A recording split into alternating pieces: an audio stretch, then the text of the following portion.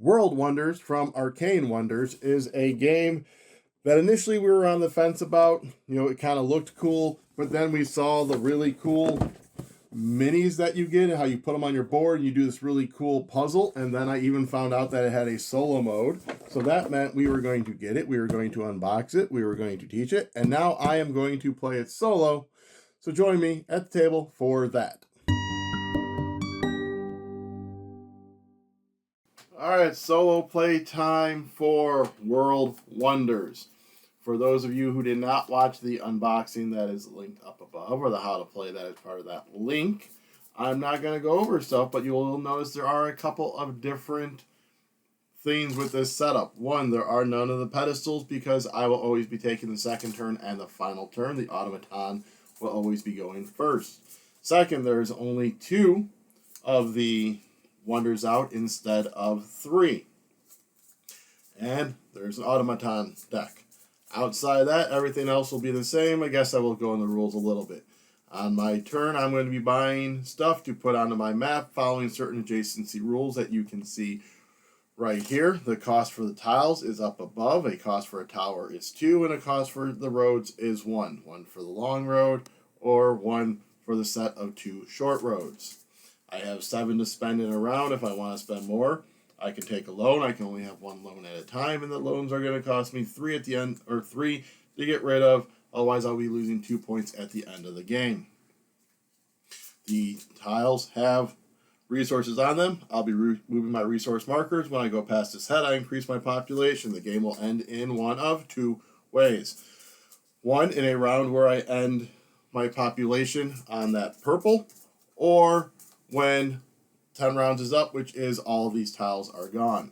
I will do my normal go through, probably play, I'm going to guess maybe 2 rounds, because we've been playing this where it goes all 10 rounds. I don't think we've ever had it end with the population with us personally. So I'll probably speed up until maybe that 10th round, show you that 10th round where my board is at, so forth, and then we will get into scoring. The way scoring will work is I will still score normal, and then based on the difficulty I want to play will be based on what I need to beat, basically a score to beat, and that score will be my resource tracks added up. If I want to play hard, the automaton will be taking wonders. We will then add the wonder score into their score to see if I beat that. Pretty sure we're going to be playing on easy, though. I do start with a long road that I'll place with my first buy. With all that being said, let's go ahead and get started. So what happens here is we are going to look out here. We're going to start from the top going down, and it's going to discard the tile noted here. So that will go to the discard. If that one was not available, they'll discard that one. If that's not available, they would be taking the rightmost wonder, which is why there's only 2 and not 3. So that brings us to my turn. I kind of think I might start big by trying to get the Parthenon, and that would require me buying that building, which is 5. So we go, boop, 5. We buy this, and we're going to put my road out. Roads need to be adjacent to other roads, to this bottom edge of my board, or to a tower. I have no other roads and no tower out. So I think instead, where I want to kind of place that bad boy there.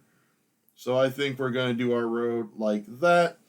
Buildings need to be adjacent to a road or buildings of their same color. So that is my turn. I spent the 5. I will now adjust my tracks accordingly. Both of those get 2. Their turn. They are going to flip over. So they are going to get rid of the tower and that piece, which is fine because that's not what I was planning on buying anyways. So I have 2 options now. I have 2 options because they got rid of that and the tower. So I can buy a set of roads for 1 and then hope that they don't mess me up on what I want to do, or I can spend the rest of my gold to build the Parthenon. I feel like I am going to buy a road just to start trying to extend my roads out, so that's going to cost me 1. And we are going to go with the little sets here, and that means I can go like this, and then I can go off of that like that. And you know what? Let's go ahead and stick this one right there. They are going to go up, so they are going to discard that. They cannot. They are going to discard that. They cannot. So, of course, they are going to mess me up, and they are going to take the Parthenon. I probably should have taken that, but oops. I want the roads. So now we have Petra. So this one wants to be next to 2 of those buildings. So my turn, I only have 1 gold left. So I might as well go ahead and buy that road. So we will buy this road, and we are going to extend up to there. My gold is gone, so that is the end of the round. For the end of the round, we are going to discard any tiles that remain. We are going to set up a new display, and we are going to put out a tower and the roads below. And there we go. So now we are going to be playing one more round, and then we will speed it up. So they are, of course, going to go first each round. They are going to get rid of that one again. Wasn't that their first? No, they got rid of that one last time. That's right, I bought that one. So they have messed me up by taking the Parthenon on me. So now I'm going to be looking at this Hippodrome that wants to be by that and farming. There is no farm. There is no military. So it looks like I want to maybe just start kind of building out and getting some resources and maneuvering my buildings. So let's, forgot to reset that to 0. We'll spend 1, 2, and 3 for this blue guy right here. We're going to put him right there. That moves this 1 and 2 and moves my population by 1. Actually, we're going to move that and put them right here. Keep my blue buildings together. Their turn. They would discard that. They cannot, so instead they discard that one. My turn again. 1, 2, 3, 4. I could end the round right away by buying that one and getting going on my purples. Just knowing I can't get either wonder. Yeah, let's go 1, 2, 3, and 4. Grab big boy right here. And we're going to plop that like so. 1 and 2, move up 1 on here, which moves up my population. I am out, so that ends the round. So again, we reset, and then I will be back, as I said, with round 10.